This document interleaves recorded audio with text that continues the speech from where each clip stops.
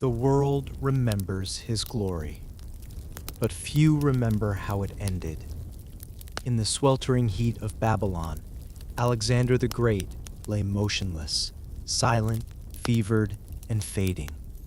What truly happened in those final days remains one of history's quietest conspiracies. Hey, tonight we're diving into one of history's greatest mysteries. Not some medieval legend or ancient myth, but a real historical puzzle that's baffled doctors, historians, and scientists for over 2,300 years. We're talking about the death of Alexander the Great. If you're enjoying these mysteries, I'd love it if you hit like or subscribe. And I'm always curious, where are you listening from? Drop a comment with your city. It's wild to think some of you might be in Greece right now, maybe even walking streets Alexander once walked. Or perhaps you're in Iraq, near the ruins of ancient Babylon, where this story reaches its end. All right, let's set the scene. Grab your blanket, get comfortable, fix your pillows just right. This is worth settling in for, because what happened in Babylon in June of 323 BCE remains one of the most fascinating puzzles in all of human history. Picture this. It's June 323 BCE, Babylon. The temperature is brutal, that oppressive, suffocating heat where even shade offers no relief. You know that feeling when the air itself feels thick, when breathing feels like work? That's what we're talking about. The air is heavy with humidity rising from the Euphrates River, mixing with dust from the streets, creating this haze that hangs over everything. In the royal palace, inside a chamber cooled by wet linen curtains, the ancient world's version of air conditioning, the most powerful man in the known world is dying. Alexander the Great, the man who conquered from Greece to India, who never lost a battle, who built an empire across 3 continents before his 33rd birthday. He's 32 years old, and something is very, very wrong. Just 2 weeks ago, Alexander was planning his next campaign, Arabia. Always another horizon to conquer, another impossible dream to make real. That's who Alexander was, a man who couldn't stop, wouldn't stop, even when his own body was screaming at him to rest. But now he's in bed, unable to move, unable to speak. His generals, these hardened military commanders who've seen every horror of war, stand around him with tears streaming down their faces because they know, they all know, their king, their godlike leader is slipping away. And here's where it gets really strange. After Alexander is declared dead, after the breath leaves his body and the doctors confirm what everyone feared, something impossible happens. 6 days pass. 6 days in the sweltering Mesopotamian heat, and Alexander's body shows no signs of decay. None. It remains fresh, almost as if he's simply sleeping. To the ancient Greeks, this was proof of what they'd always believed. Alexander wasn't just a man. He was divine, a son of Zeus. The gods don't decompose like ordinary mortals. But here in the 21st century, we know better. Or do we? Because modern science has raised a possibility even more disturbing than divine intervention. What if Alexander wasn't actually dead during those 6 days? What if he was trapped inside his own body, fully conscious, unable to move or speak, while everyone around him prepared his corpse for burial? The thought is absolutely horrifying, isn't it? Imagine being aware of everything happening around you, but completely unable to signal that you're still alive. It's the stuff of nightmares. And according to some researchers, it might be exactly what happened to history's greatest conqueror. Tonight, we're going to explore every angle of this mystery, the poison theories that have persisted for millennia, the disease possibilities that modern medicine has identified, the bizarre symptoms that don't quite fit any single diagnosis, the political intrigue that swirled around Alexander's death, and yes, that genuinely disturbing possibility that he was buried alive. We'll look at what the ancient historians wrote: Plutarch, Arrian, Diodorus. You see, none of them were eyewitnesses. They were writing decades, even centuries after Alexander died. But they had access to sources we don't have anymore, including something called the royal ephemerides, basically Alexander's daily diary kept by his court. So their accounts matter, even if they don't always agree with each other. We'll examine the 2014 study that suggested a specific plant poison could explain Alexander's prolonged suffering. We'll dive into the 2018 theory about a rare neurological disorder that would explain not just his paralysis, but why his body didn't decompose. We'll talk about malaria, typhoid fever, West Nile virus, acute pancreatitis, and even the psychological toll of losing his closest friend. This isn't just ancient history, it's a medical mystery, a detective story, and ultimately a very human tragedy. Because whatever killed Alexander, whether it was betrayal or bad luck or his own recklessness, he died young, in pain and far from home. You know what's fascinating? Alexander spent his entire adult life chasing immortality through conquest. He wanted his name to echo through the ages, and in that at least, he succeeded beyond his wildest dreams. We're still talking about him 2,300 years later. But the manner of his death, that's the part that really captures our imagination. Because it's so ordinary in some ways. Here's this larger-than-life figure, and in the end he dies from, what? A virus? Poison? Too much wine? His own immune system turning against him? The answer matters because it tells us something about the nature of power, about human fragility, about how even the mightiest among us are still just flesh and blood. Alexander conquered the known world, but he couldn't conquer whatever killed him in that palace in Babylon. So let's begin at the beginning. Who was Alexander? Why was he in Babylon? And what exactly happened during those final 12 days? To understand Alexander's death, you need to understand who he was and what he'd been through. Because this wasn't just some privileged prince who got sick and died. This was a man who'd pushed his body and mind to the absolute limit for 13 straight years. Alexander was born in 356 BCE in Macedon, the northern part of Greece. His father was Philip II, a brilliant military strategist who'd unified Greece under Macedonian rule. His mother was Olympias, and by all accounts, she was intense. We're talking about a woman who claimed Alexander was actually fathered by Zeus himself, that his birth was accompanied by supernatural signs. She raised her son to believe he was destined for greatness, destined for divinity, really. Young Alexander had the best education money could buy. His tutor? Aristotle. Yes, that Aristotle. So you've got this kid learning philosophy, science, medicine, literature, everything the ancient world knew from one of history's greatest minds. But Alexander wasn't just a scholar. He was training as a warrior from the moment he could hold a sword. Here's a famous story. When Alexander was about 12, his father was trying to buy this magnificent horse, Bucephalus. But the horse was wild, completely unmanageable. All these experienced horsemen tried to ride it and failed. Young Alexander watched and noticed something. The horse was afraid of its own shadow. So he turned the horse toward the sun, calmed it down, and rode it successfully. His father reportedly wept and said, "My son, seek out a kingdom worthy of yourself.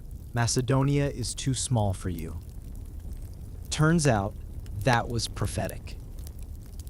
Philip was assassinated in 336 BCE when Alexander was just 20 years old. There are theories. Some people think Olympias arranged it to clear the way for her son. Alexander certainly moved fast. He eliminated potential rivals, crushed rebellions, and within 2 years, he was ready to fulfill his father's dream, conquering Persia. Now, unlike your comfortable couch tonight, Alexander's campaigns were brutal. We're talking about marching armies across deserts, over mountains, through territories where the local populations weren't exactly welcoming. In 334 BCE, Alexander crossed into Asia Minor. Over the next decade, Alexander crushed every army before him, from the Hellespont to the Indus, but each victory left his body and mind more battered. But before we get to his final months, you need to understand something else about Alexander. There was one person, one human being, who meant more to him than anyone else in the world. His name was Hephaestion. They'd grown up together in the Macedonian court. Both studied under Aristotle at Mysa. They trained together, fought together, shared secrets that no one else would ever know. Ancient sources describe Hephaestion as the sharer of all Alexander's secrets. The bond between them was extraordinary, even by the standards of ancient Greek friendship. There's a story that captures it perfectly. After the Battle of Issus, when the captured Persian royal family was brought before Alexander, the elderly queen mother Sisygambis bowed to Hephaestion instead of Alexander. She mistook him for the king. Hephaestion was tall, dressed similarly, carried himself with authority. When someone corrected her, clearly embarrassed, Alexander reportedly said, "You were not mistaken, mother. This man too is Alexander." Think about that. Alexander, who saw himself as semi-divine, who'd conquered the world, who let no one share his glory. He said Hephaestion was also Alexander. The ancient Greeks would have understood immediately what that meant. They knew the story of Achilles and Patroclus, that legendary friendship that was deeper than brotherhood. Alexander identified himself with Achilles. Hephaestion was his Patroclus. Were they lovers? The ancient sources never explicitly say so, but the intensity of their bond, the public honors, the way Alexander elevated Hephaestion to near equal status, it all suggests a relationship that went far beyond ordinary friendship in that world. Whether physical or not, this was the person Alexander loved most in the world. And in autumn of 324 BCE, at Ecbatana in Persia, Hephaestion fell ill. It started with a fever. Nothing unusual. Fevers were common on campaign. Hephaestion had been sick for about 7 days when he started feeling better. His physician, a man named Glaucius, told him to rest, to eat lightly, to let his body recover fully. But Hephaestion was a soldier, young and impatient. He felt stronger. So he ate a whole boiled fowl and drank freely at dinner. Within hours, the fever returned with a vengeance. Within a day, he was dead. Alexander's reaction was... there aren't really words for it.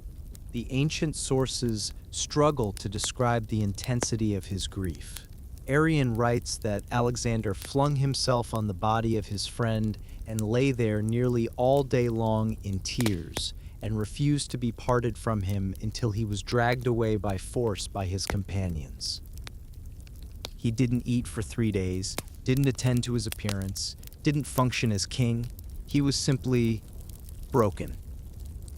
And then came the mourning rituals. These weren't normal.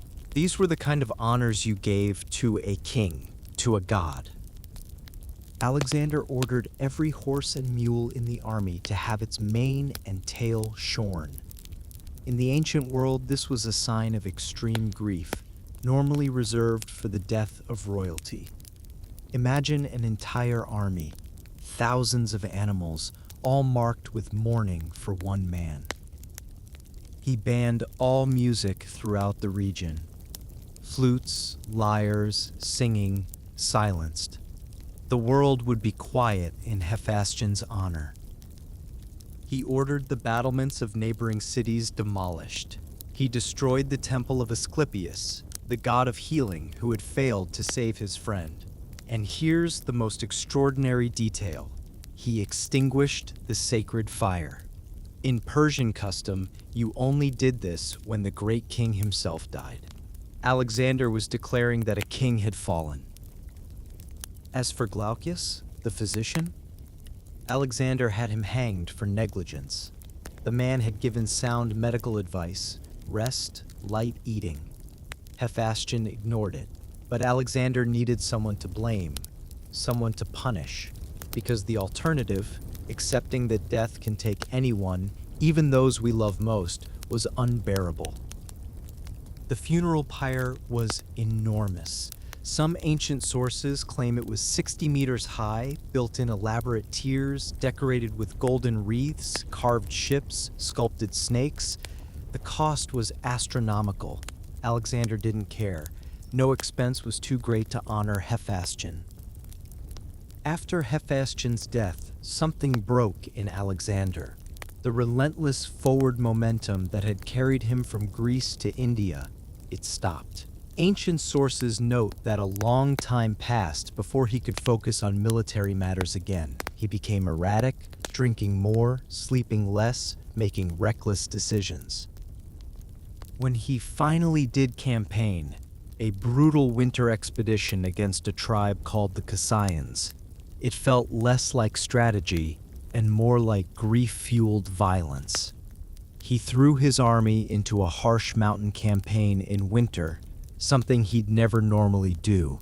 It was as if he was trying to outrun his own feelings, to bury his grief in action. By the time we get to 323 BCE, 9 months after Hephaestion's death, Alexander has been at war for 13 years. His empire stretches from Greece, through Egypt, across Persia, into parts of India. It's roughly 3,000 miles across, the largest empire the world had ever seen up to that point. But Alexander himself is not the same man who crossed into Asia 13 years earlier. He's physically battered from years of warfare.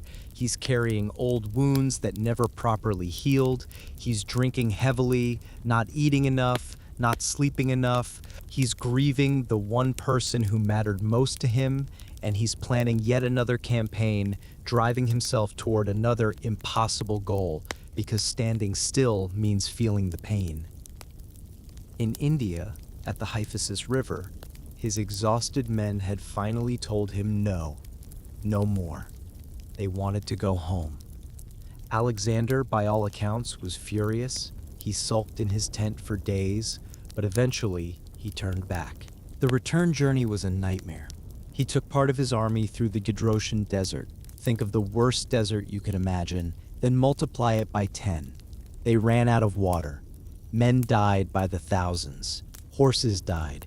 It was one of the few military disasters Alexander ever experienced, and it was self-inflicted, born from pride and stubbornness. They finally reached Babylon in spring of 323 BCE.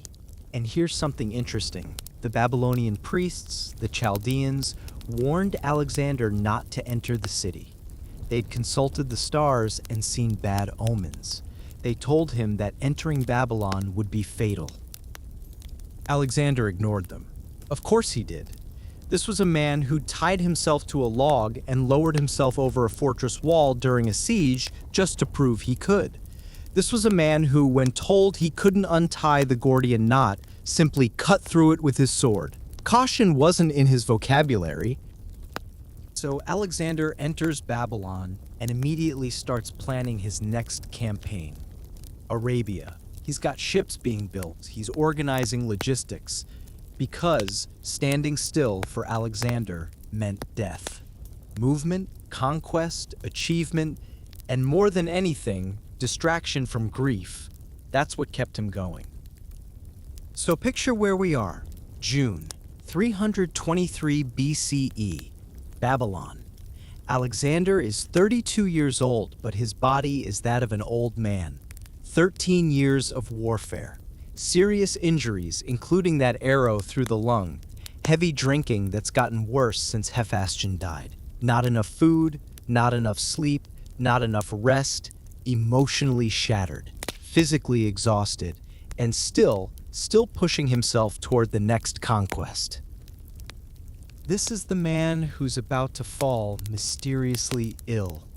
A man whose body has been screaming at him to stop for years, but who's constitutionally incapable of listening. A man who's been running from his grief through work and wine and war. And this is the city where he'll die. Babylon, the ancient capital of empires, now the center of Alexander's own vast dominion. The palace of Nebuchadnezzar II, where Alexander has taken up residence, will be the last place he ever sees. The end began, as so many ancient tragedies did, with wine and friendship. It's late May or early June 323 BCE. Alexander has been celebrating. His admiral Nearchus has returned from an exploratory voyage down the Indus River and across the Persian Gulf. It's been a successful mission, and Alexander, who loves his friends almost as much as he loves conquest, throws a feast in Nearchus's honor. Now, when we say feast in ancient Greece, we're not talking about a dinner party. We're talking about an all-night symposium. Wine flowing freely. Food, yes, but really, it's about the wine and the conversation and the camaraderie. For men like Alexander and his generals, these gatherings were sacred. This was where bonds were forged, where they remembered fallen comrades, where they planned the future. The party with Nearchus goes well. They drink through the night, talking about the voyage, about the strange peoples Nearchus encountered, about the plans for Arabia. Alexander is in good spirits, he's among friends. For a moment, maybe, he can forget about Hephaestion. The next day, another one of Alexander's companions, Medius of Larissa, invites him to continue the celebration.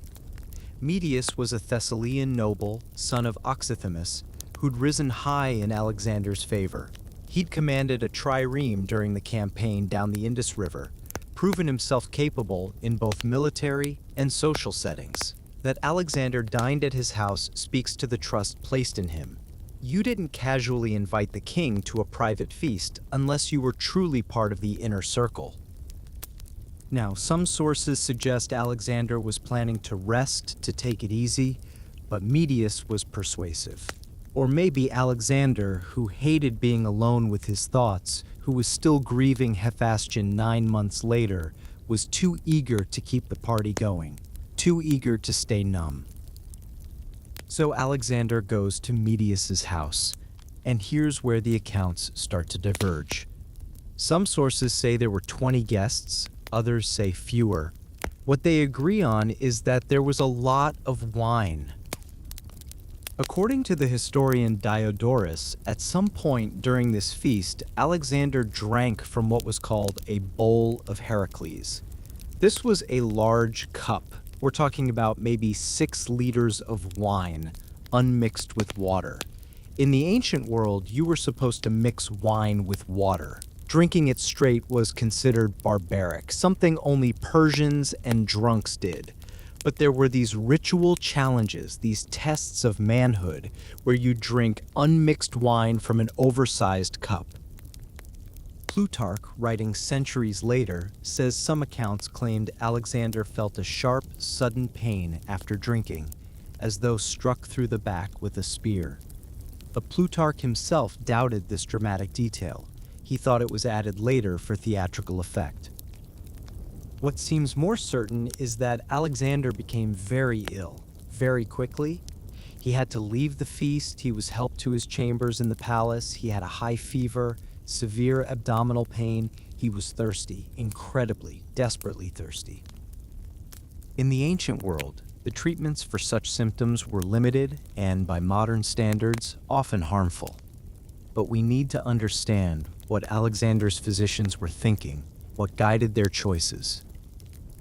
In 323 BCE, medical practice was based on the theory of humors.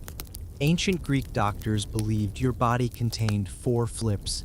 Illness meant one humor was in excess or deficiency. creating what they called dyscrasia, bad mixture. So when Alexander's physicians saw high fever and abdominal pain, they interpreted it through this framework. Too much yellow bile, perhaps, hot and dry, causing the fever, or corrupted blood, creating the pain. Their treatments aimed to restore balance. They induced vomiting to purge excess humors. They gave him cold baths to cool the overheated blood. They probably bled him, opening a vein to release the bad mixture. They watched his urine, his tongue, the color of his skin, interpreting every sign through the lens of humoral theory. One of Alexander's trusted physicians was Philip of Acarnania, who'd saved his life years earlier by administering a bold purgative when Alexander had been desperately ill after a battle. Philip sat beside the king now, pressing oils to his forehead, whispering prayers to Asclepius, the god of healing, waiting, hoping. But here's the thing. They had no microscopes, no understanding of bacteria or viruses, no antibiotics, no x-rays, just observation and ancient wisdom that, while sophisticated for its time, couldn't identify what was actually killing their king. They were fighting blind, watching Alexander slip away despite their best efforts. The Royal Ephemerides, the official daybook kept by Alexander's court, provides us with a detailed account of what happened next. Now, there's an important caveat here. This journal was compiled by Eumenes of Cardia, Alexander's chief secretary, along with Diodorus of Erythrae. Both were part of Alexander's inner administration, responsible for keeping records of the king's daily activities. Some historians, like N.G.L. Hammond, believe the ephemerides are authentic, a genuine contemporary record written as events unfolded. Others, like A.B. Bosworth, suspect Eumenes edited them after Alexander's death to counter poisoning rumors, creating what we might call soft propaganda. Andrew Chugg suggests a middle ground, an authentic core that was polished for posterity. What we're reading, then, isn't quite raw truth, but it's not pure fiction either. Think of it as an official logbook, filtered through bureaucracy and politics. The basic sequence is probably reliable: the banquet, the illness, the progression. But the exact details, the private words, the dramatic flourishes, those might be later embellishments. With that understanding, here's what the ephemerides tells us. Day 1 after the feast, Alexander has a high fever. He's weak but still conscious. He manages to perform some religious sacrifices as he does every day. He's still trying to maintain normalcy, still acting like he's going to be fine. Day 2, the fever continues. Alexander takes a bath, hoping the water will help. He eats a little food. He sleeps in the bathhouse because it's cooler there. Day 3, another bath, more sacrifices. He's still conducting business, still giving orders about the upcoming Arabia campaign. The ships need to be ready by a certain date. Supplies need to be organized. Alexander, even sick, can't stop being Alexander. Day 4, the fever is worse. Alexander is moved by boat to a palace garden across the Euphrates, hoping the fresh air might help. It doesn't. He spends the day feverish and in pain. Day 5, same. The fever won't break.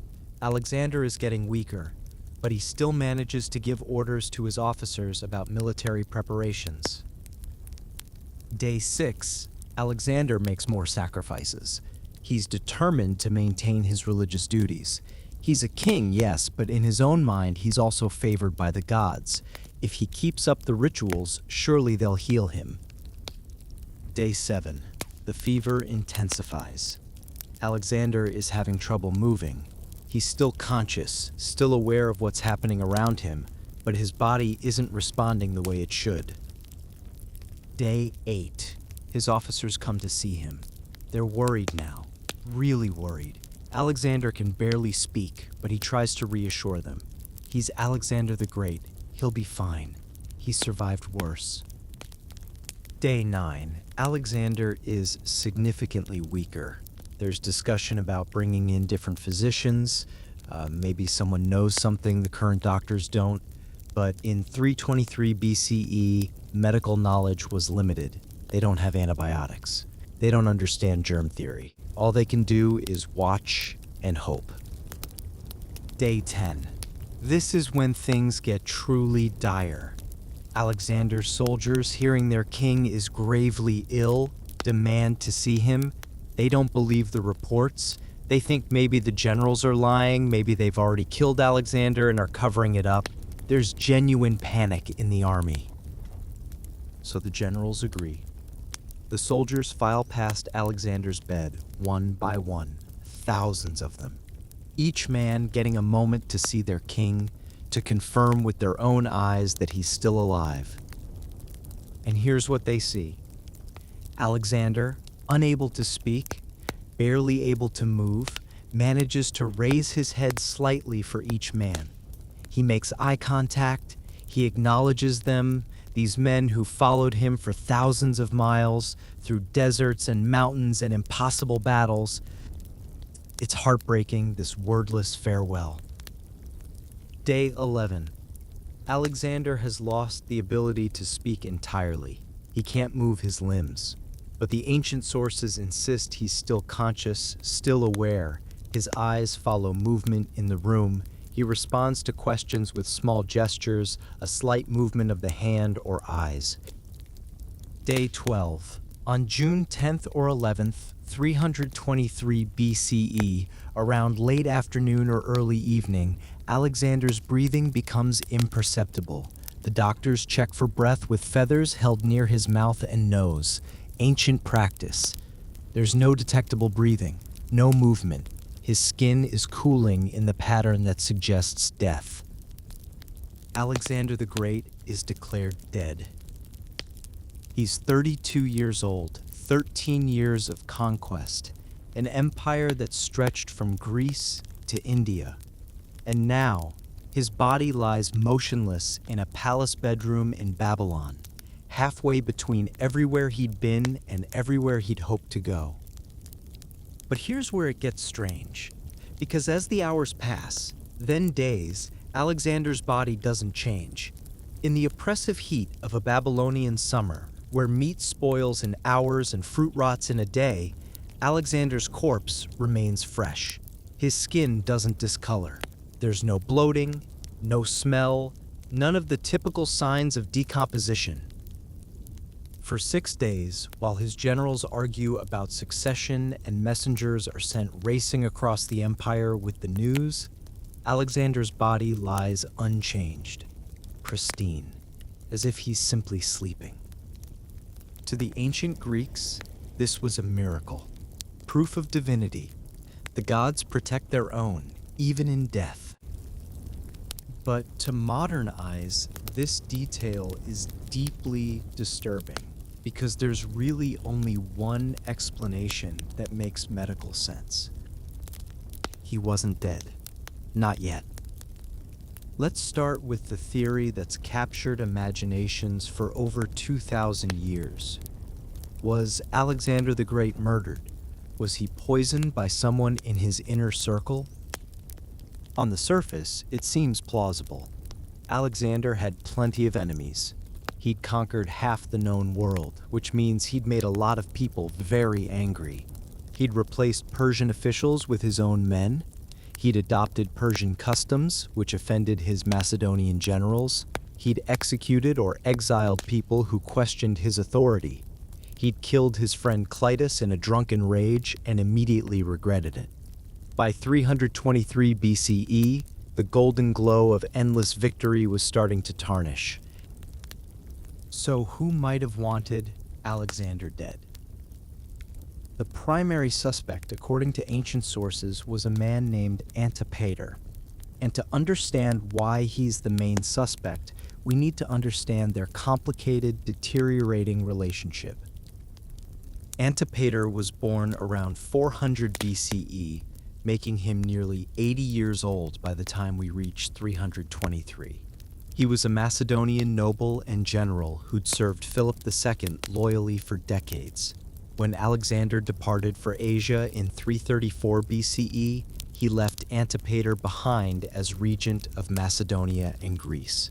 Basically, Antipater ran the home front while Alexander conquered the east. For years, this arrangement worked well. Antipater was experienced, capable, disciplined. He managed revolts, kept supply lines open, administered the League of Corinth. He was, by all accounts, good at his job. Maybe too good. Because here's where it gets complicated. Alexander's mother, Olympias, absolutely despised Antipater. Remember Olympias? That intense woman who raised Alexander to believe he was part god? She and Antipater couldn't stand each other. She accused him of arrogance, of overreaching his authority, of acting like he was king instead of regent.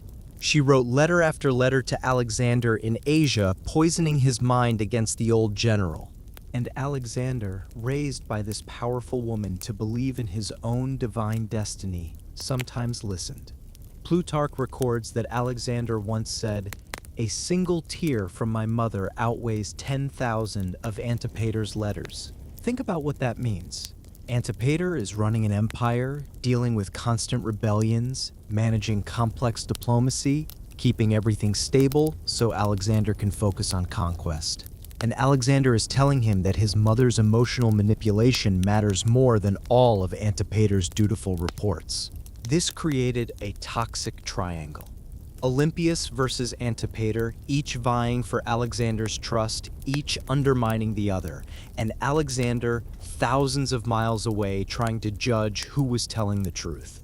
But here's what really sealed Antipater's fate as prime suspect.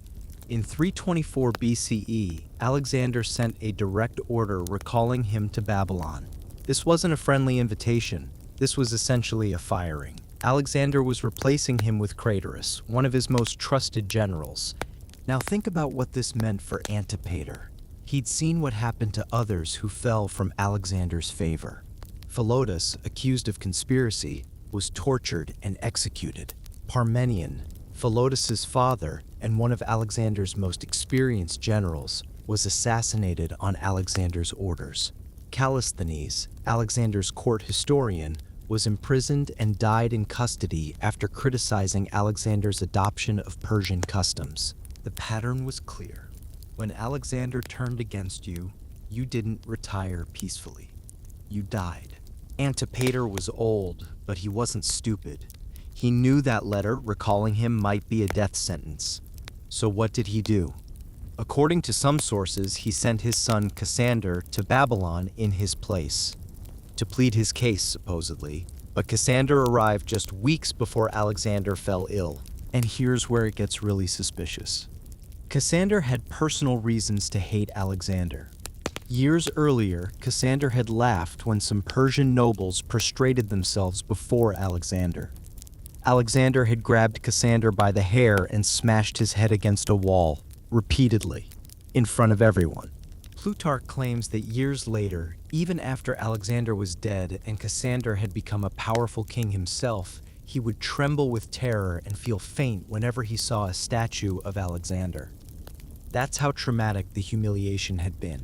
So we have a son whose father is marked for death, who himself has been publicly humiliated, who arrives in Babylon just before the king mysteriously dies after a drinking party. The circumstantial case is compelling. Antipater retaliated with his own complaints about Olympias's meddling in Macedonian affairs. The situation deteriorated. By 323 BCE, the relationship had become seriously strained. Here are the key incidents that made Antipater vulnerable. First, as regent for 12 years, Antipater's power had grown immense. He effectively ruled Greece and Macedonia. He commanded armies, he made decisions. Some at Alexander's court whispered that the old regent had become too independent, that he was acting like a king himself. Second, there was what we might call the letters war, Olympias's continual complaints undermining Antipater's reputation. And Alexander's responses seemed to be shifting. That comment about his mother's tear, That was a warning shot across Antipater's bow. Third, and this is crucial, in 323 BCE, Alexander summoned Antipater to Babylon. Not a casual invitation, a summons. Come to Babylon. Explain yourself. Account for your stewardship. Now, if you're Antipater, nearly 80 years old, what does this look like? You've been loyal for decades. You've kept the empire stable while Alexander was gone. And now you're being called to account, probably because of your enemy Olympias's lies. You've seen what happens to people who lose Alexander's favor. Execution, exile, disgrace. Antipater made a calculated decision. He didn't go to Babylon himself. Instead, he sent his son Cassander in his place. Cassander arrived in Babylon in spring of 323 BCE, and his behavior did not help his family's case. He mocked Persian customs. He confronted courtiers who'd adopted Eastern dress. He was arrogant, dismissive. Alexander, who by this point had embraced some Persian traditions, was furious with the young man's attitude. This made everything worse. Now, Alexander wasn't just annoyed with Antipater, he was actively angry with Antipater's son, who was right there in Babylon, representing the regent's interests. So here's where we are by June 323 BCE. Antipater is nearly 80, powerful but vulnerable. He's been summoned to Babylon, which probably means disgrace or worse. His relationship with Alexander has deteriorated thanks to Olympias. His son Cassander is in Babylon, making things worse with his behavior. And Antipater knows that Alexander has started appointing younger officers to positions of power, potentially replacing the old guard. For a man whose power and life depend on Alexander's favor, this is existential threat. The poison theory suggests Antipater decided to act first. Better to strike than to wait for the axe to fall. The first theory is the oldest, poison. Ancient gossip named Antipater, the Macedonian regent, as the mastermind. He'd ruled Greece while Alexander was away and feared being replaced when the king returned. According to some accounts, Antipater sent his son Cassander to Babylon to defend his reputation, but Cassander only made things worse. He mocked Persian customs, infuriated Alexander, and left court in disgrace. From there, the rumors wrote themselves: a vengeful father, a cup of poisoned wine, a silent death. Ancient writers knew of deadly herbs, hellebore, arsenic, aconite, but none explain what happened. Alexander's decline stretched over 10 days, far too long for any known toxin of the time. As toxicologist Leo Shep put it, no single poison fits both the timeline and the symptoms, which leaves the question hanging. If poison killed him, it was something the ancient world never recorded. Now, some modern researchers have suggested a different poison, one that could explain the prolonged illness.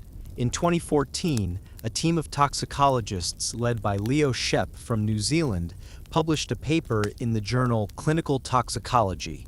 They argued that if Alexander was poisoned, the most likely culprit was a plant called Veratrum album, commonly known as white hellebore. Let's talk about this plant for a moment because it's genuinely fascinating.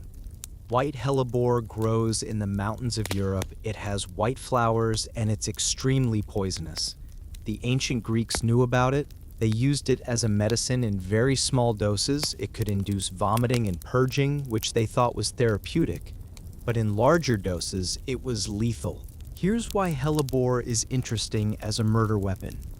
It's not as fast-acting as other poisons.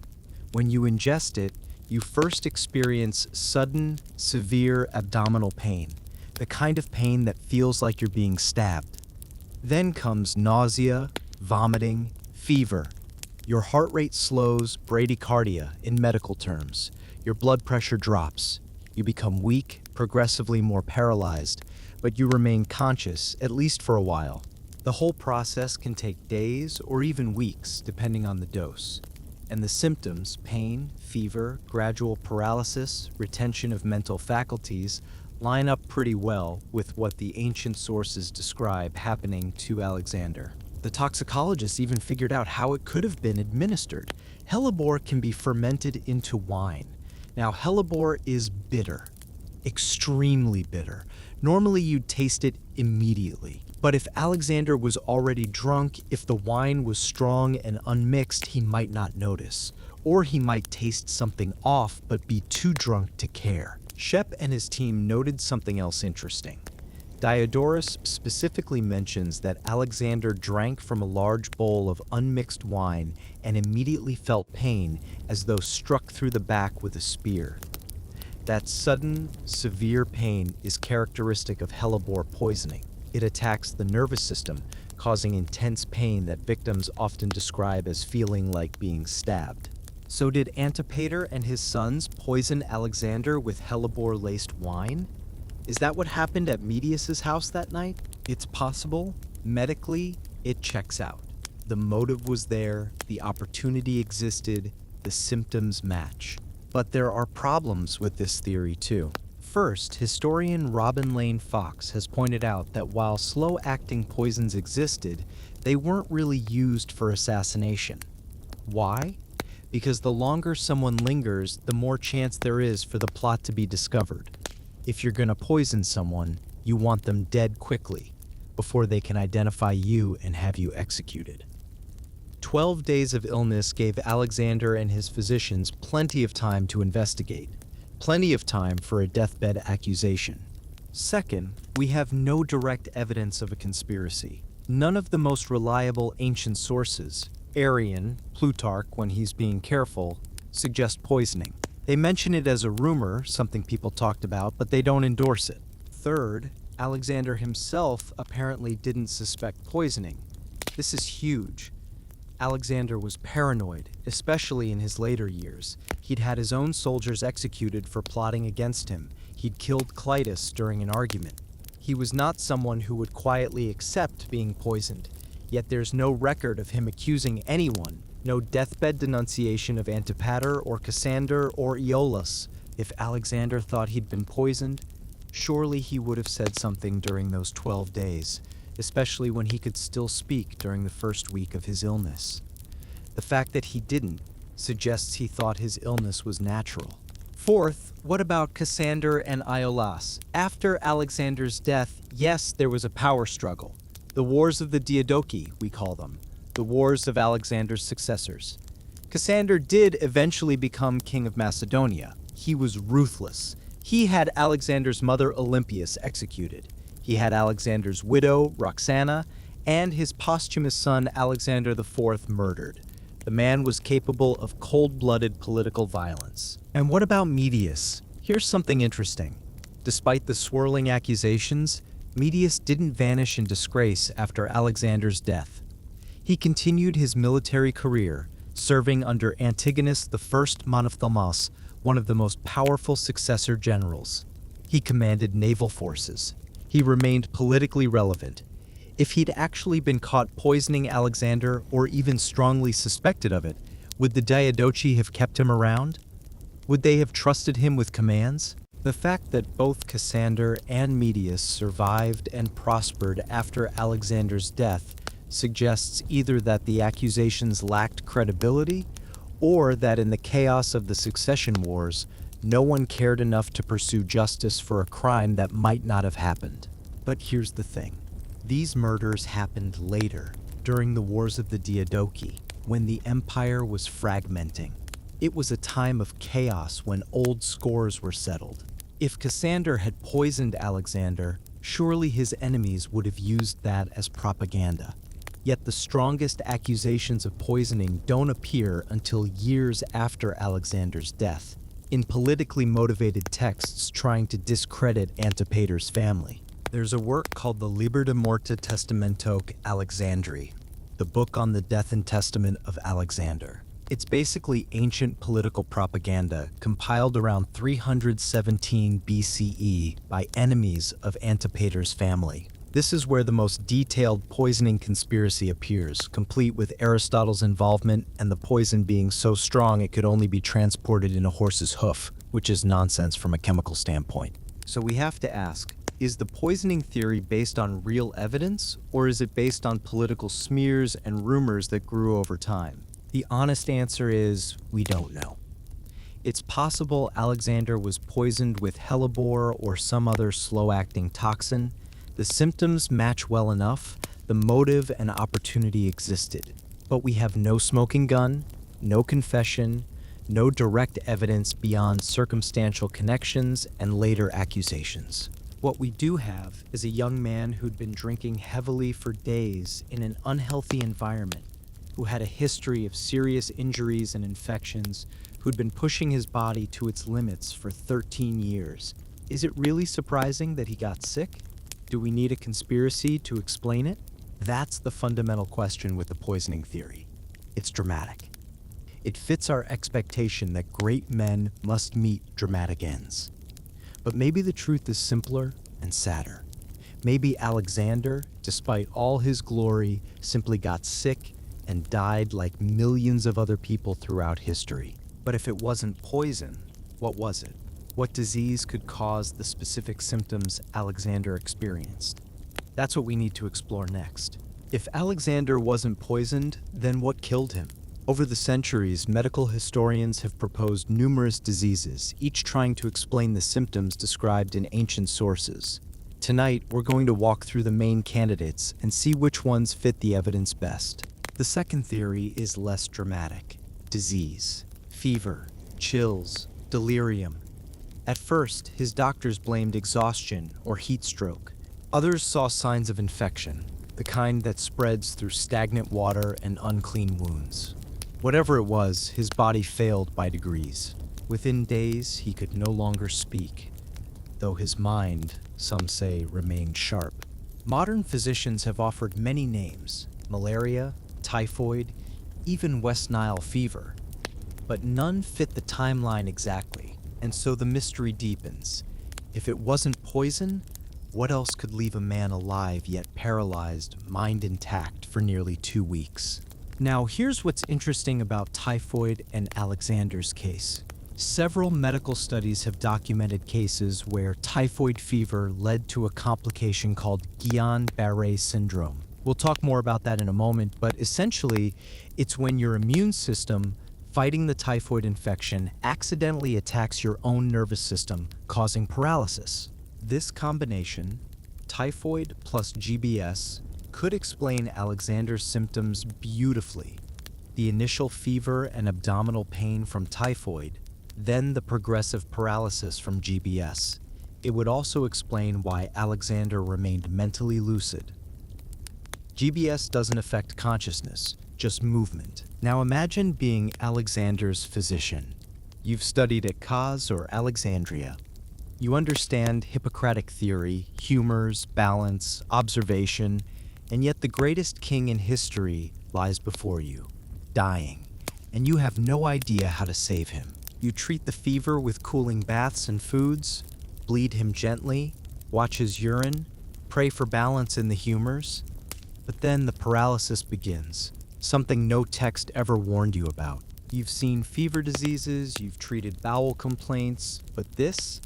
Legs that won't move, arms that go limp, voice that disappears while the mind stays clear? This doesn't fit the humoral model. You consult your peers, each offers theories, corrupted pneuma, cold humors, divine punishment. None help.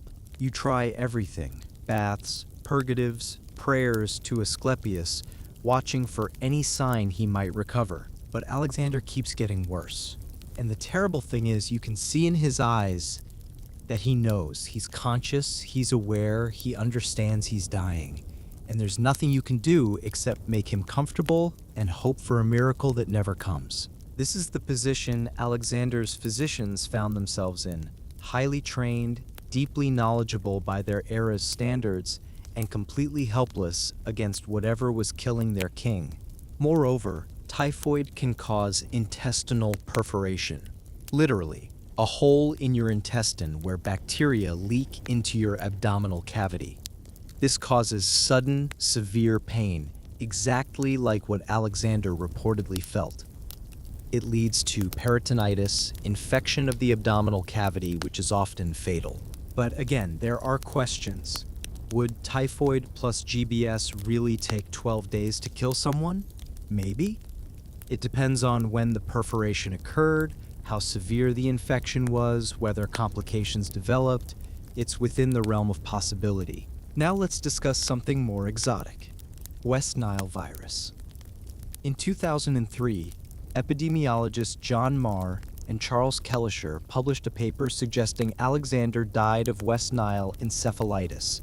This is fascinating because they based it partly on something Plutarch mentioned that everyone else had ignored. Plutarch wrote that when Alexander arrived at Babylon, a large number of ravens flying about and pecking one another, and some of them fell dead in front of him.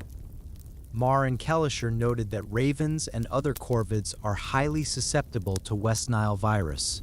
Mass die-offs of birds, especially aggressive or disoriented behavior, is a classic sign of West Nile outbreak. West Nile virus is transmitted by mosquitoes and can cause encephalitis, inflammation of the brain. Symptoms include fever, headache, body aches, and in severe cases, paralysis, coma, and death. The paralysis caused by West Nile is called acute flaccid paralysis, and it matches the ascending pattern described in Alexander's illness. Iraq, where Babylon was located, has had West Nile virus in modern times, so it's plausible it existed there in ancient times too. The climate is right, the mosquito vectors were certainly present, and the bird die-off that Plutarch mentions is suggestively consistent. But West Nile has problems as an explanation too. Most cases are mild. Even severe cases usually don't take 12 days to kill. And while the bird die-off is intriguing, it could have been caused by many things, or could have been added to Plutarch's account later as dramatic foreshadowing. What about acute pancreatitis? This is inflammation of the pancreas, often caused by alcohol consumption or gallstones. Given Alexander's heavy drinking, especially in the days before he fell ill, this is plausible. Acute pancreatitis causes sudden, severe abdominal pain, fever, nausea, vomiting. In severe cases, it can lead to multi-organ failure and death.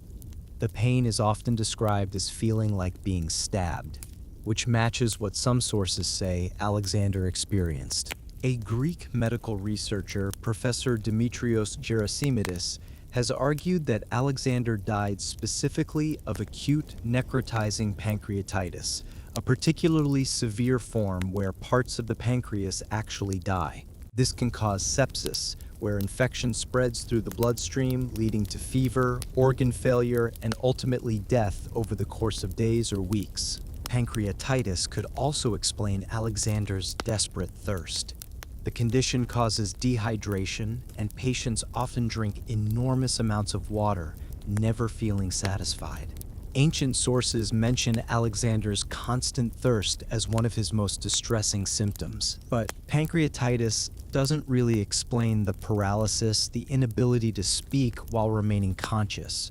Those are neurological symptoms, not typical of pancreatic disease alone. Unless, and this is where it gets interesting, unless the pancreatitis triggered an autoimmune response. Which brings us to what might be the most comprehensive theory of all. Before we get there, let's consider a few other possibilities that have been proposed. Liver disease from years of heavy drinking? Possible, but usually cirrhosis is a slow process, not a sudden acute illness. Grief and depression after Hephaestion's death? Some have suggested Alexander essentially gave up on life. But while psychological factors can affect physical health, they don't explain the specific symptoms. Leishmaniasis, a parasitic disease, schistosomiasis, various other tropical infections, all possible in theory, but none fit the symptom profile as well as the main candidates. The truth is, without Alexander's body, without the ability to do modern forensic analysis, we're limited to educated guesses based on descriptions written decades or centuries after his death. Every disease theory has strengths and weaknesses. What we can say with certainty is this: Alexander was in a high-risk environment. Babylon in summer was hot, humid, malarial, typhoid-prone. Water quality was questionable. Food could be contaminated. Alexander had been drinking heavily, not eating well, stressed from years of warfare. He had old wounds that had never properly healed. His immune system was probably compromised. In that context, getting sick wasn't unusual. What was unusual was how he got sick, the specific combination of symptoms that modern doctors find so puzzling. The fever and abdominal pain could be many things, but the progressive paralysis while remaining mentally alert, that's the piece of the puzzle that doesn't fit most disease diagnoses. Which is why we need to talk about the theory that's received the most attention in recent years, the one that claims to explain not just Alexander's symptoms, but also that bizarre detail about his body not decomposing. Before we get to that major theory, let's look at a few other explanations that have been proposed over the years. Because the truth is, Alexander's death might not have had a single cause. It might have been a perfect storm of factors coming together at the worst possible moment. First, let's talk about alcohol. Not as a poison slipped into his drink, but as something Alexander was doing to himself. The ancient sources are pretty clear that Alexander drank heavily, especially after Hephaestion's death. Plutarch tries to defend him, saying young Alexander was moderate, but even Plutarch admits that by the end, Alexander's drinking had become problematic. Arrian, usually very pro-Alexander, mentions that Alexander murdered Clitus while drunk, and admits it showed Alexander was the slave of two vices, anger and drunkenness. Now, we're not talking about having a few glasses of wine with dinner. Ancient symposia were all-night affairs. The goal was to get drunk, to achieve that state where inhibitions fell away and philosophical truth could emerge. Alexander participated enthusiastically, sometimes for days at a time. Heavy alcohol consumption, especially over years, does terrible things to your body. It damages your liver, your pancreas, your nervous system. It weakens your immune system, making you vulnerable to infections. It can cause deficiencies in thiamine and other vitamins, leading to neurological problems. Some researchers have suggested Alexander essentially drank himself to death over the course of 13 years, with that final binge at Medius's house being the straw that broke the camel's back. Maybe acute alcohol poisoning, maybe pancreatitis from chronic alcohol abuse, maybe liver failure. The appeal of this theory is that it doesn't require conspiracy or rare disease. It's just the sad, common story of someone destroying themselves with alcohol. And unlike poison or exotic diseases, we know for certain Alexander was drinking heavily in the days before he fell ill. But as we discussed with pancreatitis, alcohol-related illness doesn't explain the paralysis while conscious. It doesn't explain why his body didn't decompose. What about simple exhaustion? 13 years of constant warfare, of sleeping on the ground, of injuries and infections and stress. Alexander's body was 32 years old, but it had lived harder than most people who reach 70. There's something called soldier's heart, or what we'd now recognize as PTSD and chronic stress. Alexander had seen horrors, he'd killed people in close combat, he'd watched friends die, he'd made impossible decisions. The psychological toll alone would be immense. Could Alexander have simply worn out? Could his body have said, enough, and shut down? It's possible. We know that chronic stress weakens the immune system, makes you vulnerable to disease, can even cause neurological problems. But again, we're left with those specific symptoms that don't quite fit simple exhaustion. Some historians have proposed combination theories. Maybe Alexander had malaria or typhoid, and the fever and infection were made worse by alcohol abuse and exhaustion and old injuries. Maybe he had multiple health problems that converged at once. This makes intuitive sense. Real life is messy. People rarely die from one thing in isolation, especially people who've lived as hard as Alexander. More likely, he had several health issues, and together they overwhelmed his body's ability to cope. There's also the possibility of something called somatization, where psychological distress manifests as physical symptoms. Alexander had lost Hephaestion, the person he was closest to in the world. His grief was described as boundless. Could that grief, that trauma, have actually made him physically ill? Modern medicine recognizes that the mind-body connection is real and powerful. Stress, depression, grief, these can cause actual physical symptoms: headaches, stomach problems, fatigue, even fever. Could Alexander have in some sense died of a broken heart? It's a romantic notion, but probably not the whole story. The symptoms were too specific, too severe, too prolonged. Let's also consider the environmental factors. Babylon in 323 BCE wasn't exactly a health spa. It was a crowded ancient city in the middle of summer. The heat was oppressive. The Euphrates marshes bred mosquitoes. Sanitation, by modern standards, was primitive. Diseases circulated freely. Alexander moved into the palace of Nebuchadnezzar II, a building that had been standing for nearly 300 years at that point. Who knows what kind of mold, pests, or environmental hazards might have been present? Could he have been exposed to something toxic in the palace itself? Some have even suggested that Alexander might have had an undiagnosed genetic condition, something that made him more vulnerable to certain triggers. Without his DNA, we can't test this, but it's theoretically possible he had an underlying health issue that the stress of his final campaigns exacerbated, and we can't ignore the role of ancient medicine itself. The treatments Alexander received induced vomiting, cold baths, whatever herbs or remedies his physicians tried might have made things worse. Ancient medicine, for all its sophistication in some areas, was still primitive by modern standards. The doctors were trying to help, but they might have actually accelerated his decline. There's even a theory proposed by some that Alexander might have had epilepsy or some other neurological condition that went undiagnosed during his life. Some ancient sources mention him having episodes or moments of unusual behavior. If he had epilepsy, could a particularly severe seizure have caused brain damage that led to his death? It's speculative. All of these theories are speculative because we don't have his body, we don't have medical records, we don't have lab tests or autopsies. We have descriptions written by non-physicians decades or centuries after the fact, often with their own agendas. What we're really doing is trying to fit ancient descriptions to modern medical knowledge, and that's always going to be imperfect. The ancient Greeks didn't think about disease the way we do. They didn't have our vocabulary, our understanding of anatomy and physiology. When they described symptoms, they used their own framework of humors and imbalances.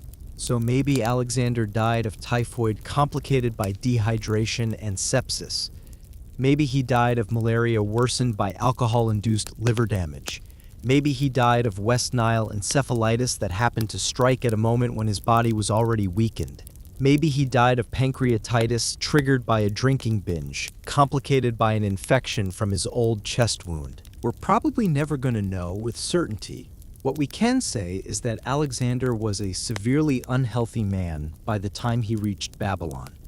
Physically damaged from years of war, psychologically traumatized, drinking too much, pushing too hard, refusing to rest.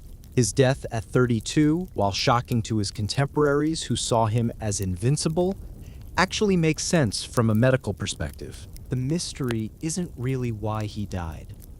The mystery is those specific, unusual symptoms that don't quite fit any single diagnosis.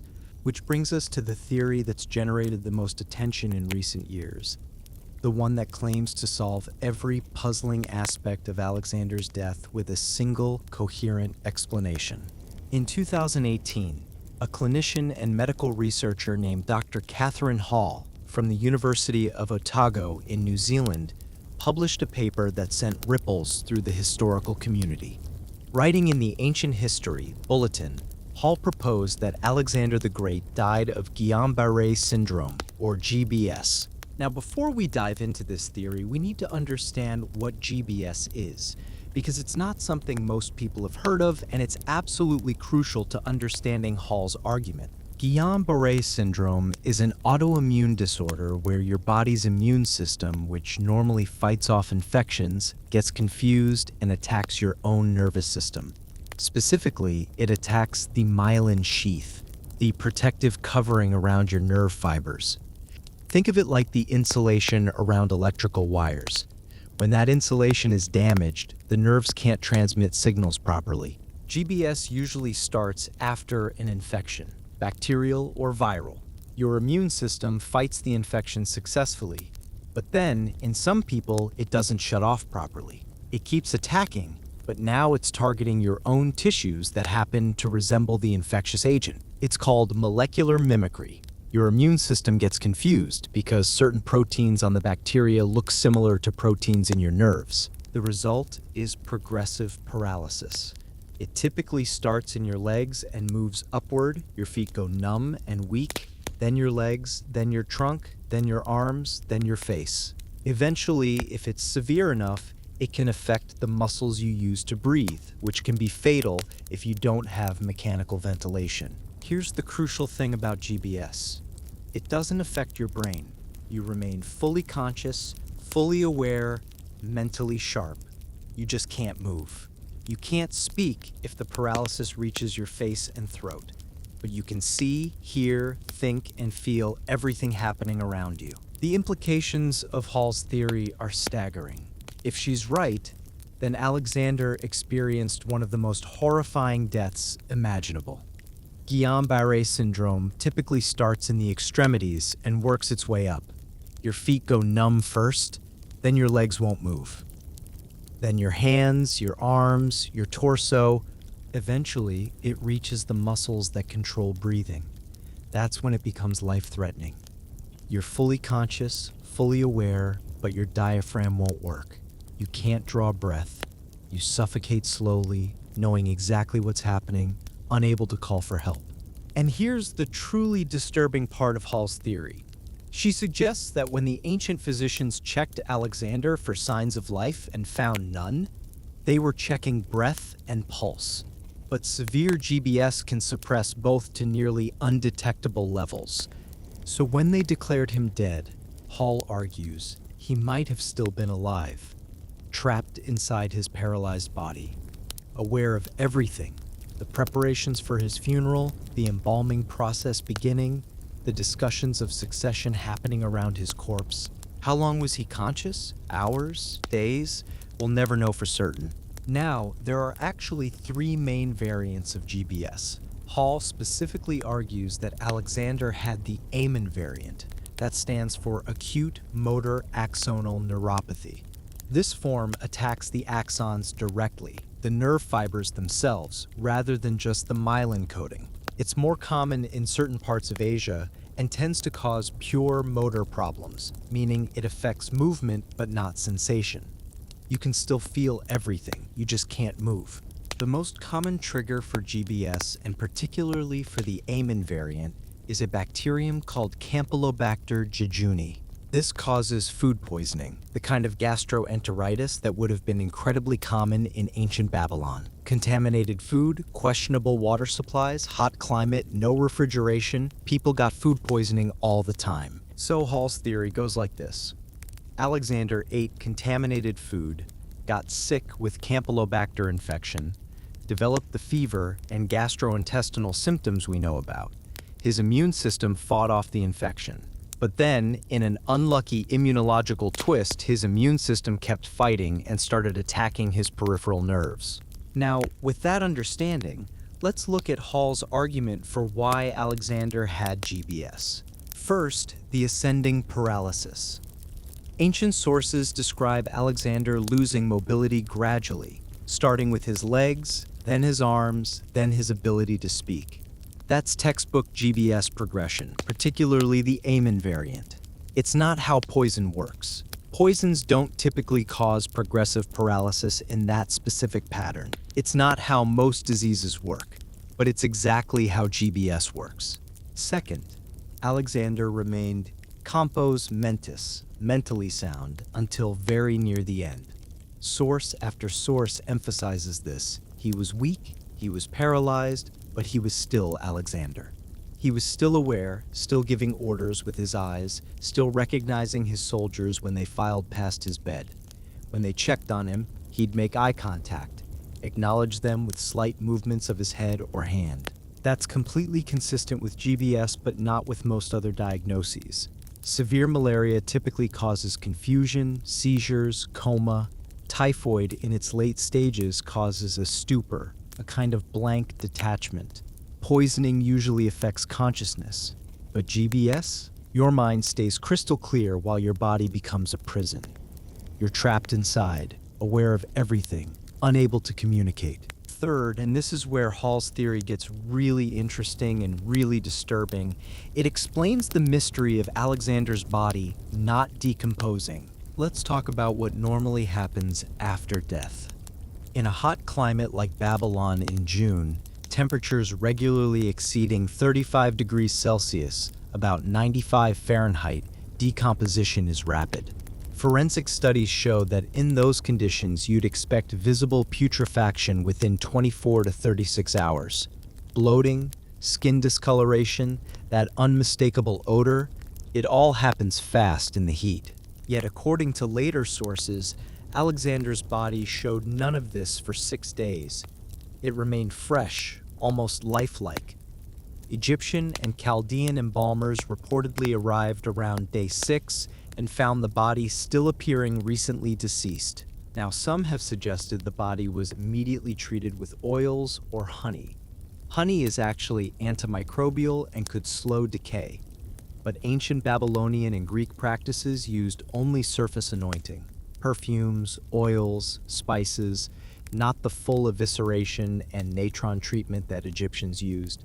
Surface treatment might slow the smell, but it wouldn't stop visible decay for 6 days in that heat. So how do we explain it? Hall's answer, he wasn't dead. Not yet. According to Hall, Alexander was in such a profound state of paralysis from GBS that his breathing became imperceptible. Let me explain the mechanics of this. Normal breathing involves a tidal volume, the amount of air you move in and out with each breath, of about 500 milliliters. Your minute ventilation, the total air moved per minute, is about 4 to 6 liters. But in severe GBS, when the paralysis affects your diaphragm and intercostal muscles, your tidal volume can drop below 100 milliliters per breath. Your chest barely moves. Your breathing becomes so shallow that without instruments, without checking for a pulse, you appear to have stopped breathing entirely. In ancient times, death was determined by breathing, not by pulse. They didn't check carotid pulses or listen for heartbeats with stethoscopes. They held a feather near the nose and mouth, or a polished metal surface, looking for condensation from breath. If they couldn't detect breathing, the person was declared dead. But here's the thing about profound paralysis from GBS. Because you're essentially immobile, because every muscle in your body is still, your metabolic needs drop dramatically. You're not moving, not exerting energy, barely metabolizing. Those tiny, imperceptible breaths might actually be enough to sustain basic life functions, at least for a while. So for 6 days, Hall argues, Alexander lay there in that palace chamber, paralyzed, barely breathing, but conscious. Trapped inside his own body while everyone around him prepared his corpse for burial. Finally, from dehydration or starvation or the progression of the syndrome itself, or possibly from being entombed without anyone realizing he was still alive, he actually died. The medical term for this is pseudothanatos, false diagnosis of death. Hall argues that Alexander's case is the most famous example in history. He was buried alive, or at least declared dead while still living. It's a horrifying thought. The elegance of Hall's theory is that it explains everything with a single diagnosis. The initial fever and gastrointestinal symptoms, that's the Campylobacter infection that triggered the GBS. The progressive paralysis, that's the GBS itself in its classic ascending pattern. The retained consciousness, characteristic of GBS which doesn't affect the brain, the lack of decomposition, because he wasn't actually dead yet. Moreover, there's medical precedent. Campylobacter jejuni is one of the most common triggers for GBS. It was certainly present in ancient Babylon. Food poisoning was endemic. The Amen variant, which Hall identifies, has been documented in similar geographic regions. And cases of GBS causing such profound paralysis that breathing is imperceptible, those are in the medical literature. Hall's paper generated enormous media attention when it was published. Headlines screamed, "Alexander the Great buried alive. Ancient king's death was most famous false diagnosis in history." It was compelling, comprehensive, and absolutely terrifying. It seemed to solve the mystery definitively, but not everyone is convinced. Critics have pointed out several problems with the GBS theory. First, while GBS can be triggered by various infections, it's still relatively rare. In modern populations, it affects about 1 or 2 people per 100,000 annually. Is it really likely that Alexander, of all people, developed this uncommon condition? Second, GBS, even in severe cases, is rarely fatal with supportive care. Today, most people with GBS recover, though it can take months. The fatality rate is only about 5 to 10% with modern medical support. Without ventilators, yes, it would be more dangerous if respiratory paralysis sets in, but would it really kill someone in 12 days? Third, and this is crucial, the fever. GBS itself doesn't cause fever. It's triggered by an infection, and that infection causes fever. But once GBS sets in, the fever usually subsides. Yet Alexander had a persistent high fever throughout his illness right up until the end. That's more consistent with an ongoing infection than with GBS alone. Some medical experts who've reviewed Hall's paper suggest that if Alexander had GBS, it was probably secondary to a primary infection, maybe typhoid or malaria or severe Campylobacter. In other words, he was dying from the infection, and GBS was a complication, not the main cause of death. The paralysis was real, but so was the fever, and the fever is what killed him. There's also debate about the sources Hall relies on. She focuses heavily on Plutarch's account, which emphasizes the lack of decomposition and the preserved lucidity. But Plutarch was writing at least 400 years after Alexander's death. He had access to earlier sources, yes, but he also had a tendency toward dramatic detail, toward the kind of story that makes good reading. Arrian, who's generally considered more reliable because he's drawing directly from sources closer to Alexander's time, doesn't mention the body not decomposing.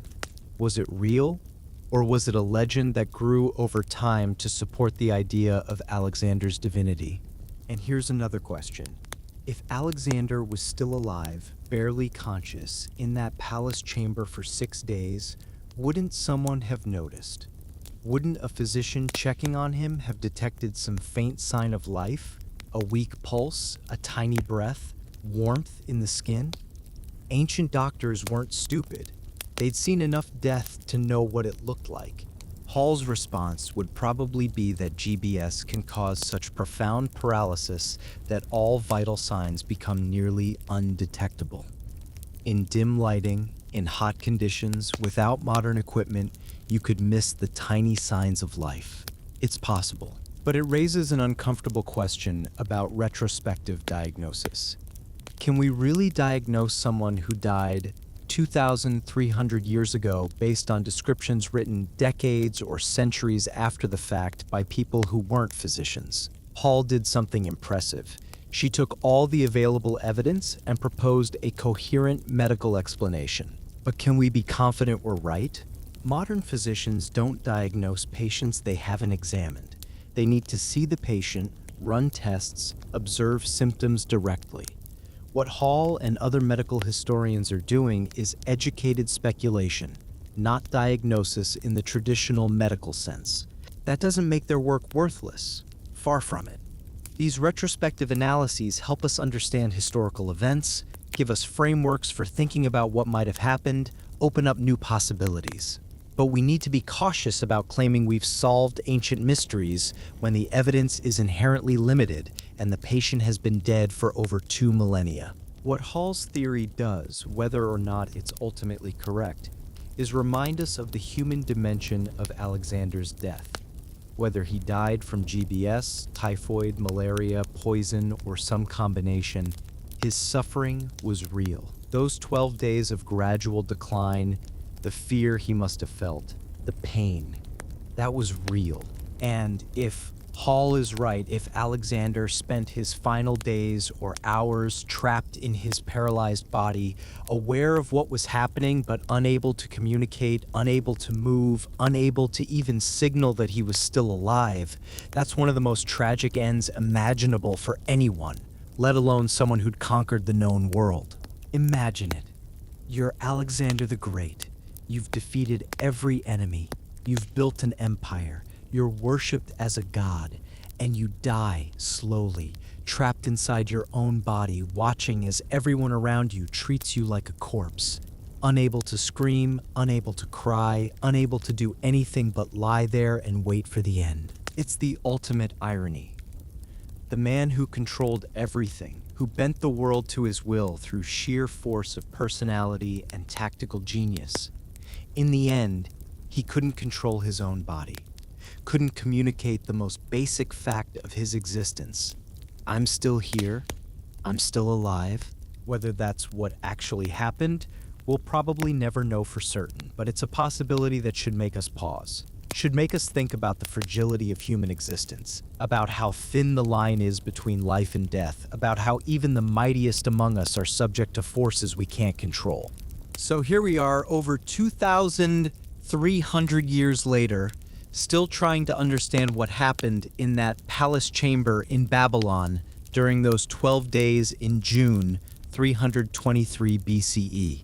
We've looked at poison theories, political conspiracies involving Antipater, Cassander, maybe even Aristotle. We've examined the evidence for hellebore, a slow-acting toxin that could explain the prolonged suffering. The motive was there, the opportunity existed, but we have no proof, just rumors and later accusations. We've explored disease possibilities, malaria from the marshes along the Euphrates, typhoid fever complicated by intestinal perforation, West Nile virus presaged by dying ravens, acute pancreatitis from too much drinking. Each explains some symptoms, but not all of them. We've considered the newest theory that Alexander had Guillain-Barré Syndrome, that he was paralyzed and possibly buried alive. It's elegant, comprehensive, and absolutely horrifying. But it's based on sources written centuries after the fact, and even medical experts aren't convinced it's the full story. The truth is, we may never know with certainty what killed Alexander the Great.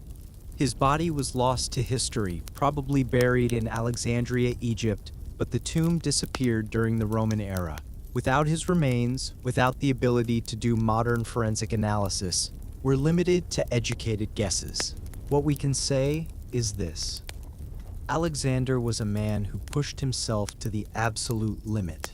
13 years of warfare, injuries that would have killed most people, heavy drinking, especially after losing Hephaestion, the stress of command, the burden of expectations, the loneliness of being seen as a god when you're just a mortal. By the time he reached Babylon in 323 BCE, Alexander was already a broken man in many ways. Physically damaged, psychologically scarred, grief-stricken, exhausted. The wonder isn't that he died at 32. The wonder is that he made it that long. Whatever the specific cause, infection, poison, autoimmune disorder, or some combination, Alexander's death was almost inevitable. He'd been living on borrowed time for years, driving himself harder than any human body can sustain. And here's something worth thinking about as you drift off to sleep tonight. Alexander spent his whole life chasing immortality. He wanted to be remembered forever, to have his name echo through the ages alongside heroes and gods. He wanted to prove he was more than human. And you know what? He succeeded. We're still talking about him. still trying to understand him, still fascinated by his conquests, his personality, his mysterious death. In that sense, Alexander achieved exactly what he wanted. But the manner of his death reminds us that no one, no matter how great, is immune to the fragility of human existence. Alexander could conquer Persia, but he couldn't conquer mortality. He could defeat armies, but he couldn't defeat whatever illness or poison took him down in Babylon. There's something almost reassuring about that, isn't there? Even at the pinnacle of human achievement, we're all still vulnerable. We're all still mortal. The same biology, the same physics, the same ultimately finite existence. Alexander's death is a mystery, yes, but it's also a reminder to rest when we need rest, to listen to our bodies, to accept our limitations, to understand that there are some enemies that can't be defeated with strategy and courage. The great conqueror died in bed, surrounded by grieving friends, unable to speak or move. Not in glorious battle, not heroically charging the enemy, but slowly, painfully human. Perhaps that's the real lesson of Alexander's death. Not the specific medical details, not who might have poisoned him or which disease killed him, but the simple fact that even the greatest among us are, in the end, just people. Fragile, mortal, human. So as you close your eyes tonight, comfortable in your bed, think about Alexander in his palace chamber. The heat, the fear, the slow awareness that this is the end. And maybe, just maybe, appreciate the quiet ordinariness of your own life. Because sometimes being ordinary is its own kind of blessing. Sleep well.